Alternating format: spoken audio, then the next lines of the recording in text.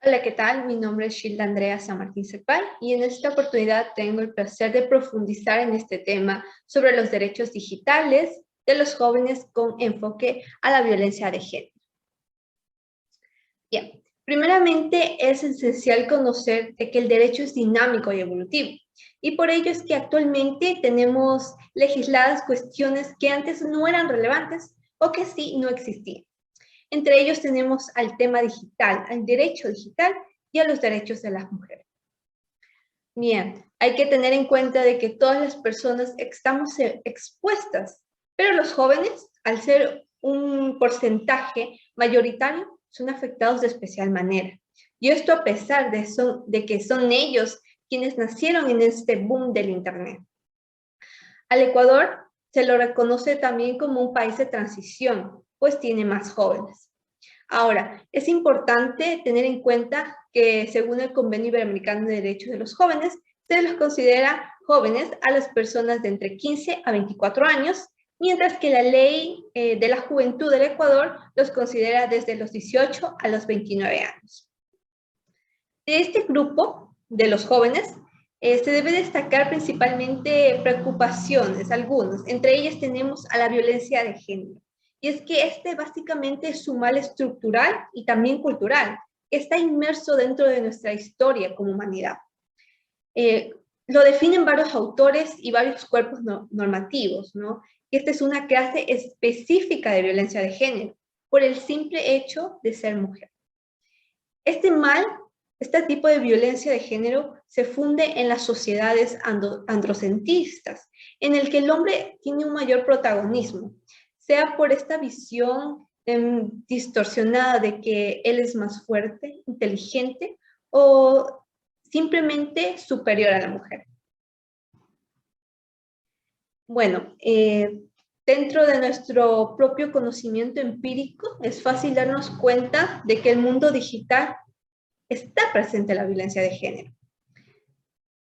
Sea por un vistazo en las redes sociales, que nos presentan imágenes, publicaciones, comentarios o en sí contenido en general, ¿no? Que está revictimizando a la mujer, está vulnerando sus derechos fundamentales, ¿no? De libre expresión, de no ser discriminada. Y esto también debido a la escasa educación digital. Y en sí, este desconocimiento son fuentes, ¿no? Que propician que las mujeres y demás personas vulnerables en general se vean afectados dentro de este indispensable medio que obviamente ha sido acentuado por esta pandemia del COVID-19. Muy bien, aquí algo importante es que dentro de nuestra humanidad, la lucha social de la mujer ha sido un elemento fundamental para el desarrollo de los derechos sobre igualdad de género y prevención también sobre la violencia.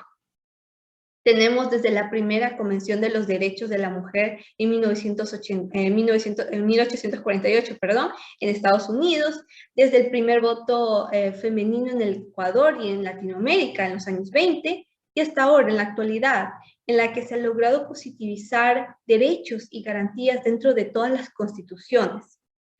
Y es así también como en nuestro país, en Ecuador, se cuenta con una ley orgánica integral para prevenir y erradicar la violencia contra la mujer. Este es fundamental y también muy necesario para el libre desarrollo de este grupo vulnerable, vulnerado por años. Claro que por sí solo un cuerpo normativo, un cuerpo legal, no tiene el peso suficiente, pues también es imperativo, muy necesario, de acciones afirmativas, ¿no? Acciones afirmativas mediante política pública. Bien, de igual forma, tenemos que conocer algunas definiciones generales sobre este tema, y en sí, ¿qué es la violencia de género contra las mujeres? La Ley Orgánica Integral para Prevenir y Erradicar la Violencia contra la Mujer lo define como cualquier acción o conducta basada en su género que cause o no muerte, daño, sufrimiento físico, sexual, psicológico, etcétera, a las mujeres, sea en el ámbito público como el privado. Ahora, más específicamente, ¿qué es la violencia de género digital? Y la relatora especial de las Naciones Unidas sobre la violencia contra la mujer, sus causas y consecuencias, Lo expresa como cualquier acto de violencia de género contra la mujer que se cometa, fascista o agrave, sea parcial o totalmente por el uso de las TIC, la tecnología, contra una mujer porque es mujer. Bien, dentro de estas definiciones también debemos de conocer qué es el ciberbullying, y Neira lo detalla como este acoso cibernético que se realiza en diversos medios electrónicos y que se genera una afectación negativa mayor en las víctimas, con la posibilidad de llegar al suicidio y académicamente un bajo rendimiento hasta dejar los estudios. ¿Y qué son los derechos digitales?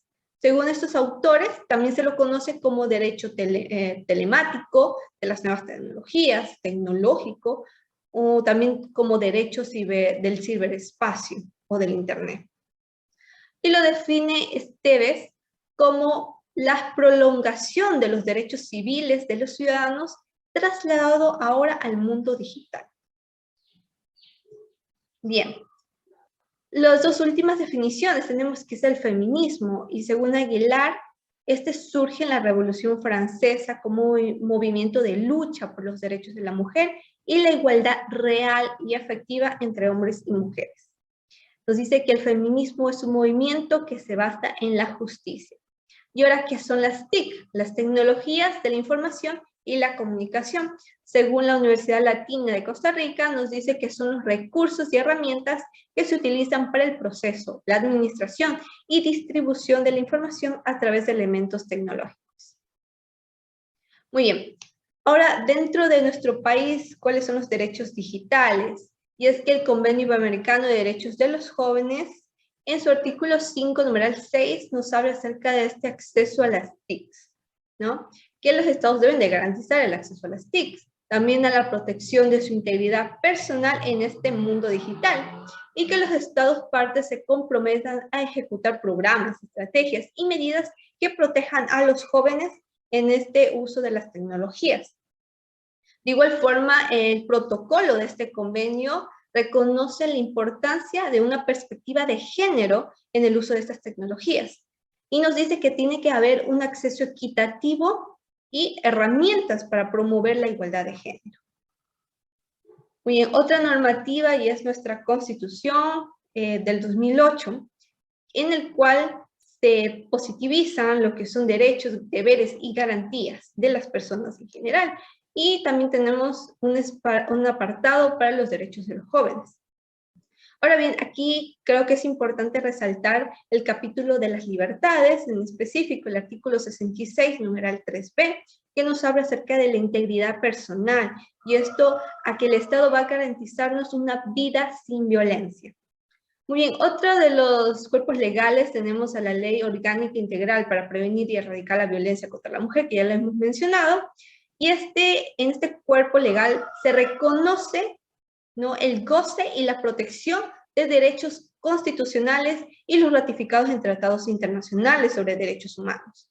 También nos dice que el Estado nos debe de garantizar una vida sin violencia y una comunicación y una publicidad sin machismo, sexismo o discriminación en general.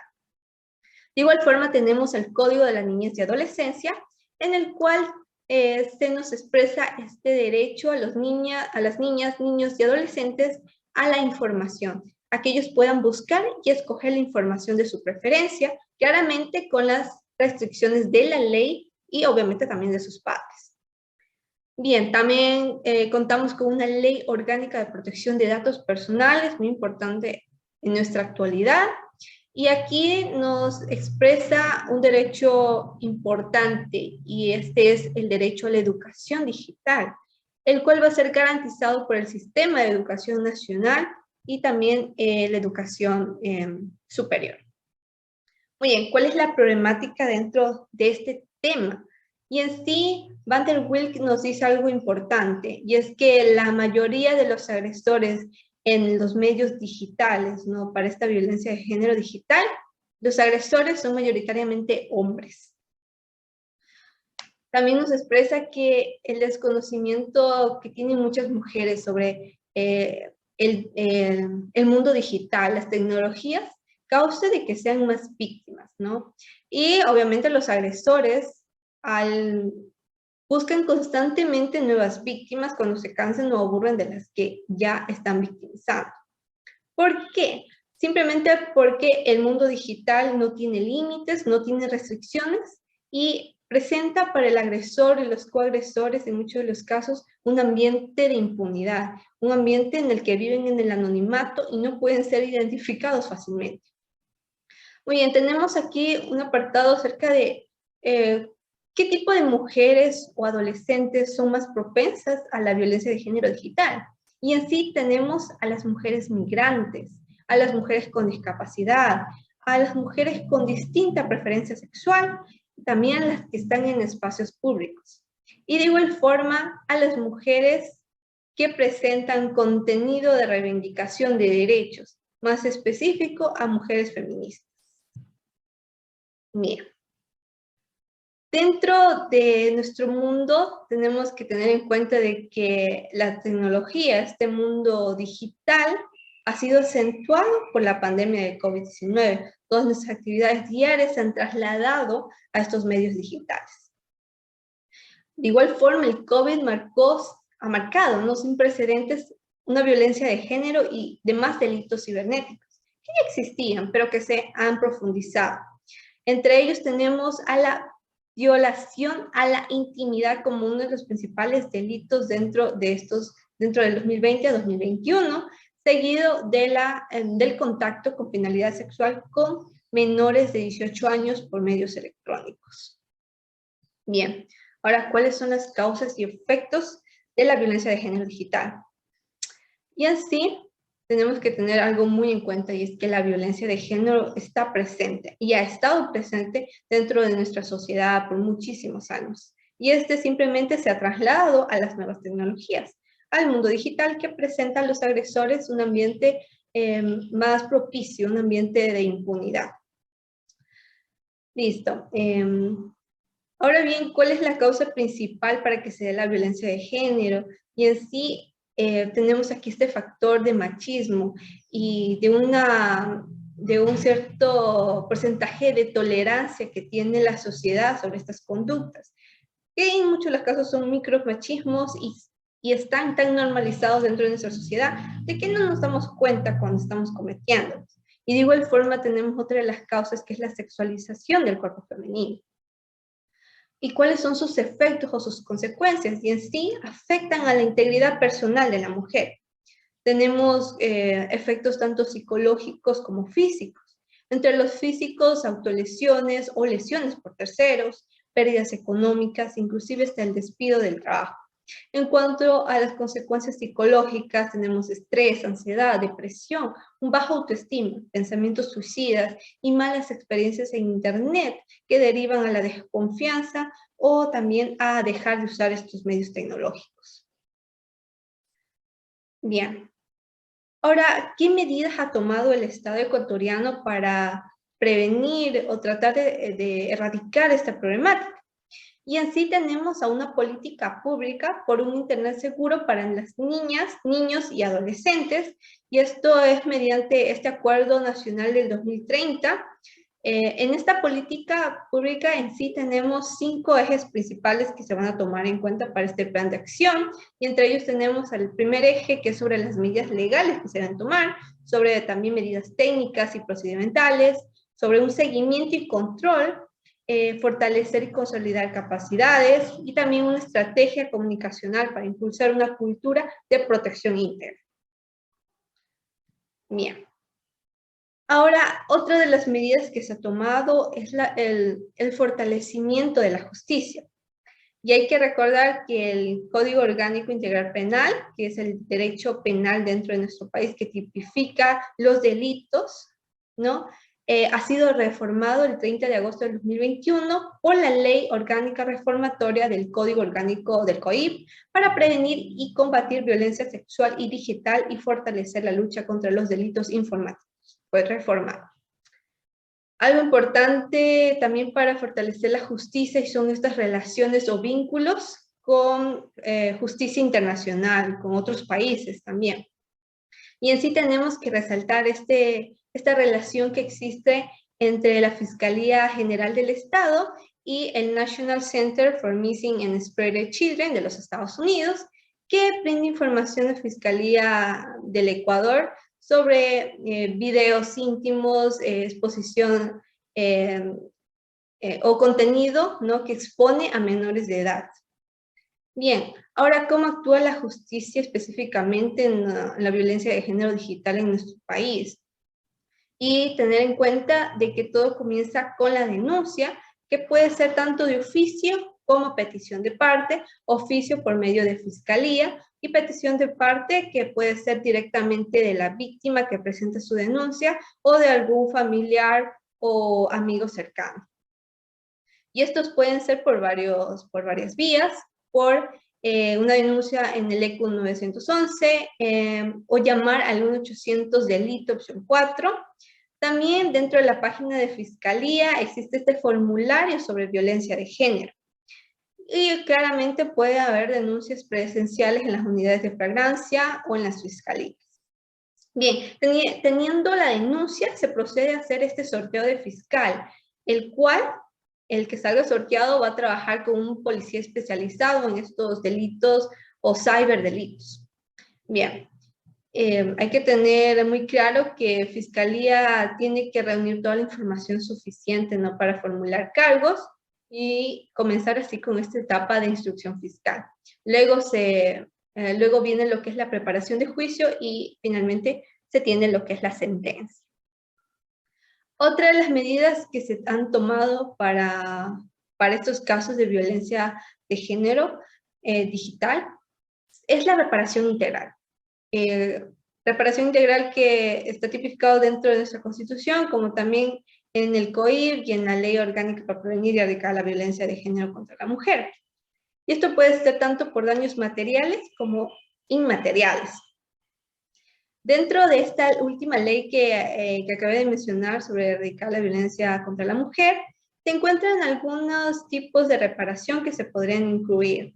Y hay que tener en cuenta que para que esta reparación se dé, tiene que haber una sentencia. Y entre ellas tenemos a la restitución del derecho, a la compensación económica, a una rehabilitación, inclusive también a las garantías de que ese hecho, de esa transgresión no se vuelva a repetir, unas disculpas públicas, entre otros. Con la etapa de las conclusiones, y dentro de la conclusión creo yo que es importante que tengamos en cuenta que en el ámbito internacional el Ecuador ratificó un convenio, ¿no?, con el que se está comprometiendo a efectivizar y garantizar los derechos de los jóvenes. En específico a este tema principal que estamos tratando hoy, que es la violencia de género digital. En el país, en nuestro Ecuador, existe legislación respecto a esta problemática, y esto es un gran paso. Por ello tenemos esta última reforma, ¿no?, que tuvo el COIP, que ya lo mencioné anterior, y así también tenemos esta ley orgánica para prevenir la violencia de género, la cual está vigente desde el 2018, y también otro cuerpo normativo es la Ley para la Protección de los Datos Personales. Dentro de otras normas de menor jerarquía tenemos el Código Orgánico de la Niñez y Adolescencia, que va en concordancia con lo establecido en la Constitución. Bien. Ahora, la violencia de la intimidad es el delito, como lo vimos en las tablas, es el delito más común que se ha visto en estos 2 últimos años, 2020 y 2021, en cuanto a la violencia digital en nuestro país. Lo sigue el contacto con fines sexuales con menores de edad, y estas problemáticas en sí pueden ocasionar que los adolescentes y mujeres se aparten de las TICs, ¿no?, la mala experiencia con estos casos, que de una u otra forma esto estaría perjudicando al desarrollo de la personalidad de las niñas, adolescentes y mujeres. Sin embargo, también existen características positivas, ¿no?, dentro del género. Por ejemplo, de las redes sociales, unas características positivas puede ser este levantamiento, ¿no?, de muchos grupos, entre ellos feministas, grupos de apoyo, ¿no?, hechos por mujeres, para compartir información acerca información o experiencias acerca de la violencia, ¿no? De cómo tratar con ellas. Y esto es positivo, ¿no? Porque dentro de las redes sociales, que son medios muy utilizados masivamente, las mujeres pueden acceder y conocer sobre aquello. También hemos visto que existe dentro del género femenino algunas características que incentivan a profundizar esta violencia de género. Y entre las principales que vimos fue a las mujeres migrantes, y específicamente si ocupan algún puesto público, son figuras públicas, y también cuando comparten contenido feminista o de reivindicación de derechos. Bien, tenemos claro que las causas de la violencia de género digital son variadas, pero tiene su génesis en sí en la violencia de género común, en la que vemos, en la que percibimos en nuestro mundo físico, en nuestro mundo real.